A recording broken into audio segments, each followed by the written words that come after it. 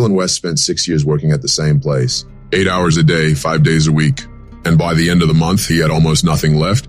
Same desk, same ID badge, same stack of bills. Every month he'd say, "Next year I'm quitting."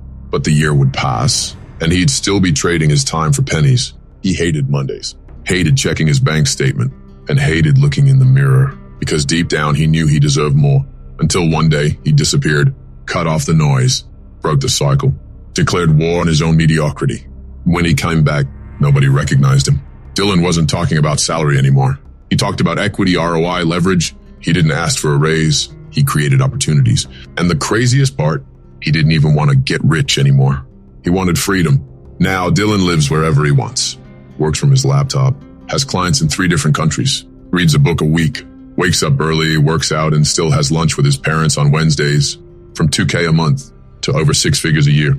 And when they asked how he did it, he said, "One day I realized time doesn't come back, but money can be infinite. Stop wasting time. Stop selling your life for cheap. Now's the time to flip the script." This is the story of Dylan West, and it could be yours too. Dylan West would wake up to his alarm on the 7th snooze. It wasn't laziness, it was a lack of purpose. Every day started the same way, and ended with the feeling that nothing had moved forward. He'd cram into packed public transport, head to a job he hated, put on a smile for a boss who didn't respect him, and come home too drained to even dream. He didn't have time. He didn't have money. And worst of all, he didn't have direction.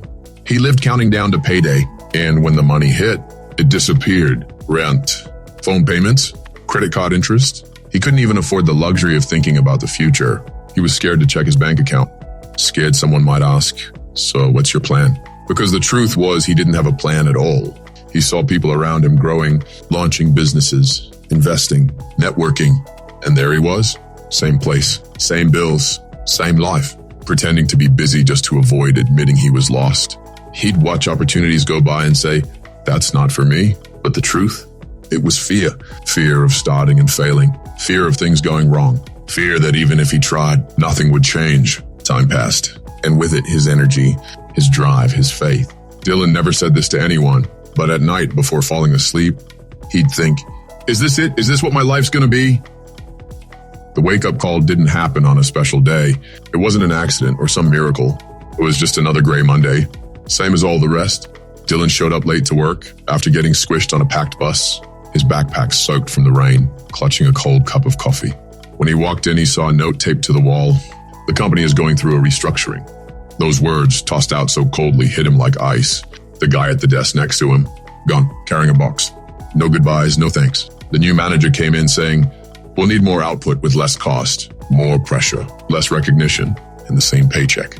Right then and there, the system broke first. Dylan didn't feel fear. He felt rage. Rage at giving years of his life to something that was never going to take him anywhere.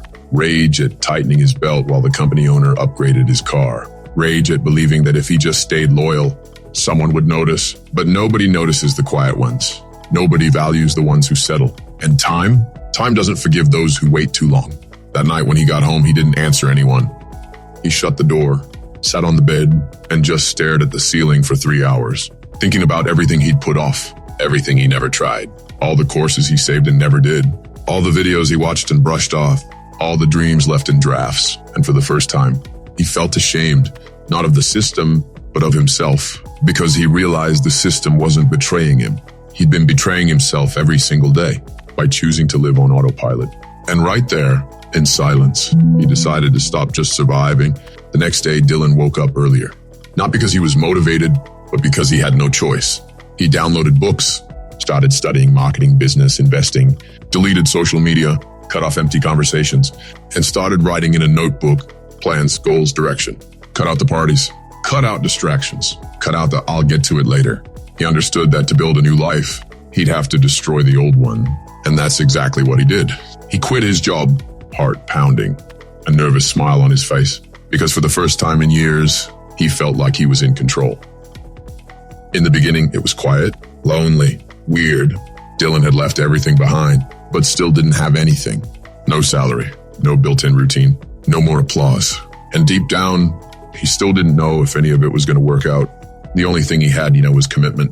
He woke up early without anyone telling him to, studied on his own without anyone checking his work, created without anyone cheering him on. He picked up tiny freelance jobs just to get by. $80 here, $150 there. Paid for his Wi-Fi. Eyed rice and eggs. Saved whatever he could. He didn't post anything on social media. But inside, every single dollar earned felt like a brick. A brick in the wall that separated him from the life he had always dreamed of. There were days he almost gave up. Weeks where no jobs came through. Nights where he cried in the shower, afraid of failing all over again. But even then, he didn't stop. He started to build a real skill set. He learned how to write, how to sell, how to communicate clearly. And over time, respect followed. One client referred another. His content started gaining traction. The first messages started coming in. "You're inspiring me." And that hit him in the best way, because he had never heard that before. And it wasn't about fame. It was about finally feeling like he was on the right path after months of scraping by. His first month with real breathing room, 4,000, then 7,000, then 12,000 in a single week. And it wasn't just the money, it was the feeling that he had built it with his own two hands, that the life he used to only dream about was finally leaving the paper. And the most symbolic moment?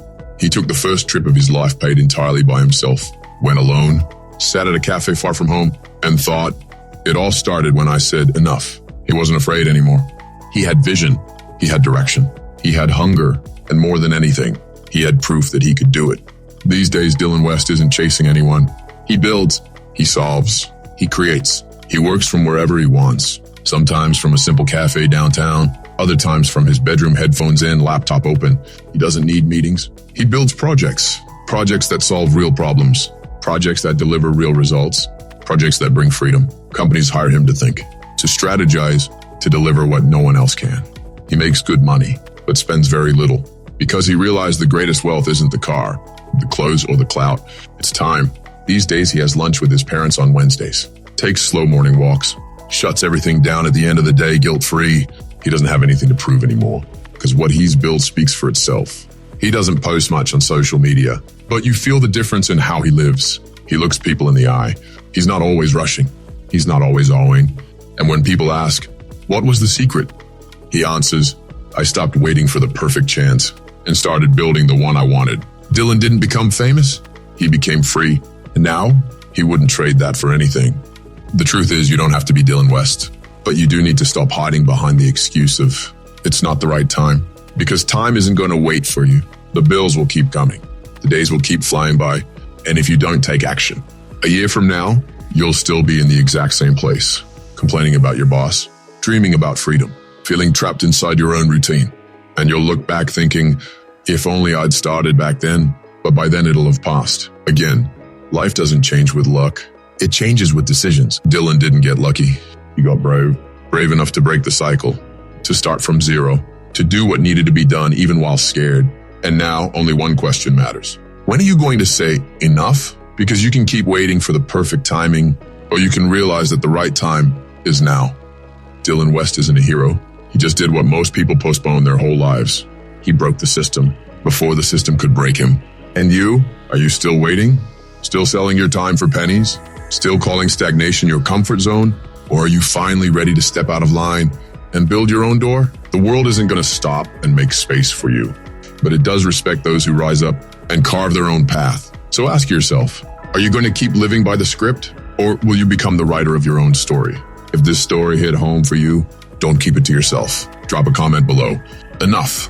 That's it. And share this video with someone who needs a wake-up call, because sometimes one sentence is all it takes to change someone's life. You already know what you need to do.